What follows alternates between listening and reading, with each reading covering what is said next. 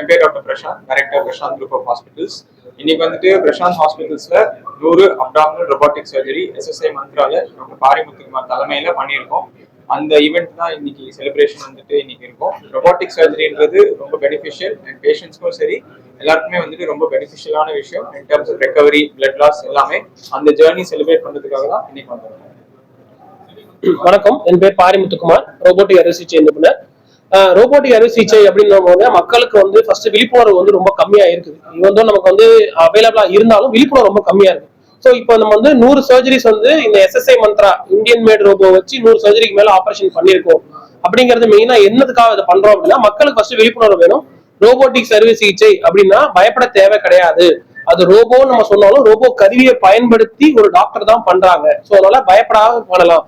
இதுக்கு இன்னைக்கு வந்த பேஷண்ட்ஸும் நிறைய பேர் சொன்னாங்க அவங்க என்னென்ன பெனிஃபிட்ஸ் பண்ணாங்க வந்துச்சு அவங்களுக்கு. அதனால இந்த ரோபோட்டிக் அறுவை சிகிச்சையில நிறைய பெனிஃபிட்ஸ் இருக்கு. ஸோ அது எல்லா மக்களுக்கும் போய் சேரணும். அந்த மாதிரி ஒரு விழிப்புணர்வு வேணுங்கிறது தான், விழிப்புணர்வு தான் மெயினா அது பண்றது. ஸோ ரோபோட்டிக் அறுவை சிகிச்சைக்கு ஃபியூச்சர். எல்லா அறுவை சிகிச்சையும் ரோபோட்டிக், நம்ம ஓப்பன் சர்ஜரி பண்ற எல்லா விஷயத்தையும் 90% வந்து ரோபோட்டிக் மூலமா பண்ண முடியும். அதோட பலன்கள் எல்லா மக்களுக்கும் போய் சேரணும் அப்படிங்கிறது தான் இதோட நோக்கம் எங்களுக்கு.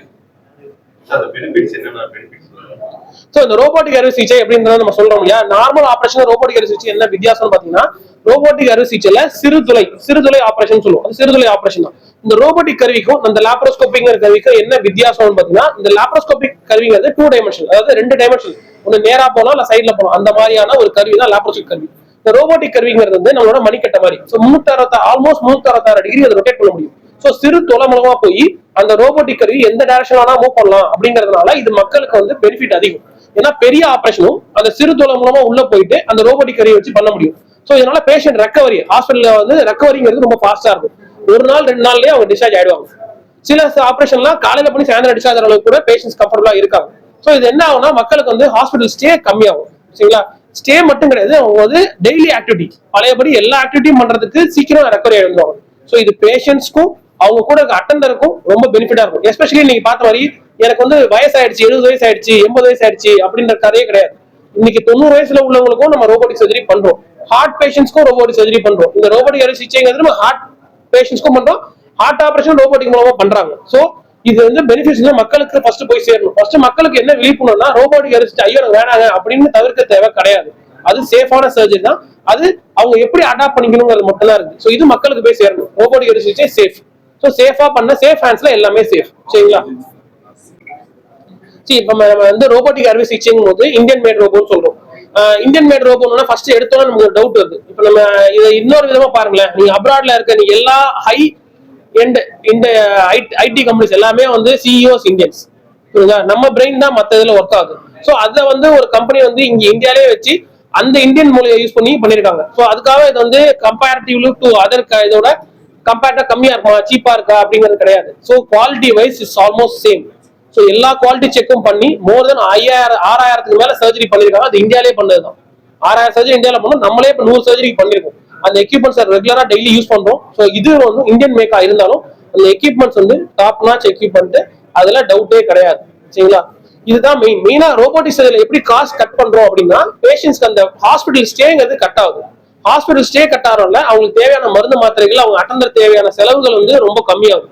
ஸோ இதுல வந்து கூட்டி கழிச்சு பாத்தீங்கன்னா உங்களுக்கு காஸ்ட் வந்து கண்டிப்பா உங்களுக்கு கட் ஆயிடும். சார் அக்யூரசி அப்படிங்கிறது வந்து பாத்தீங்கன்னா உங்களுக்கு வந்து பிரிசிஷன் சொல்லுவோம் சார். அக்யூரசிங்கிறத பிரிசிஷன். ஸோ இந்த ரோபோட்டிக் அறுவை சிகிச்சைக்கும் நார்மல் ஓப்பன் சர்ஜரிக்கும் என்னன்னா, நார்மல் கண்ணுக்கு தெரியாத சில விஷயம்லாம் இந்த ரோபோட்டிக் அறுவை சிகிச்சையில நமக்கு 3 டைமென்ஷனல் வியூ அப்படிங்கும் போது அது இன்னும் மிகப்படுத்தி தெரியப்படும். உங்களுக்கு வந்து ஒரு மேக்னிஃபைட் வியூன்னு சொல்லுவோம். ஒரு ஆபரேஷன் பண்ணும்போது 10% 15% 20% மேக்னிஃபைட்.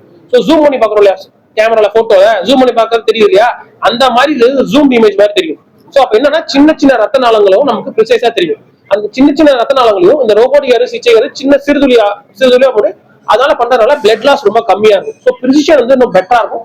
அண்ட் டிஷ்யூ ஹேண்ட்லிங் சொல்லுவோம். அதாவது ஒரு சதையை பிடிச்சி கட் பண்றோம் இல்லையா, இந்த ரோபோட்டிக் கை வச்சு பிடிக்கிறதுக்கும் இந்த ரோபோட்டிக் அறுவை சிகிச்சை பிடிக்கிறது என்ன வித்தியாசம்னா, ரோபோட்டிக் அறுவை சிகிச்சை பண்ண அந்த இன்ஸ்ட்ருமெண்ட் யூஸ் பண்ணும்போது அது கரெக்டா ப்ரிசைஸா பிடிக்க முடியும், அது ப்ரிசைஸா கட் பண்ண முடியும்.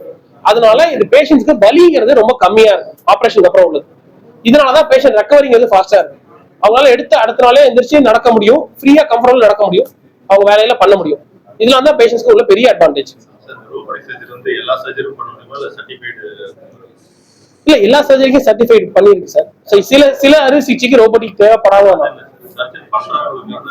ஆமாமா சி எப்படி நான் உங்களுக்கு உதாரணம் சொல்றேன். இப்ப டிரைவிங் லைசன்ஸ் இருக்கு சரிங்களா, உங்களுக்கு எனக்கு எல்லாமே டிரைவிங் லைசன்ஸ் இருக்கு. பட் நம்ம போய் F1 கார் ஓட்ட முடியுமா அப்படின்னா அது ஓட்ட முடியாது புரியுதுங்களா. அதுக்கு ஒரு ட்ரைனிங் இருக்கு.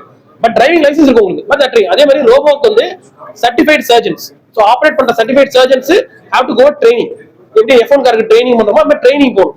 ஒரு ட்ரைனிங் ப்ரோக்ராம் இருக்கு. அது எப்படி அந்த ரோபோ கருவியை பயன்படுத்துறது, ஆபரேஷன் பண்ண கத்துக்க தேவையில்ல, அந்த ரோபோ பயன்படுத்தி எப்படி ஆபரேஷன் பண்றதுக்கு ஒரு ட்ரைனிங் இருக்கு. அதுக்கு ஒரு லேர்னிங் கர்வ் இருக்கு. அதை பண்ணதுக்கு அப்புறம் தான் அது பண்ண முடியும்.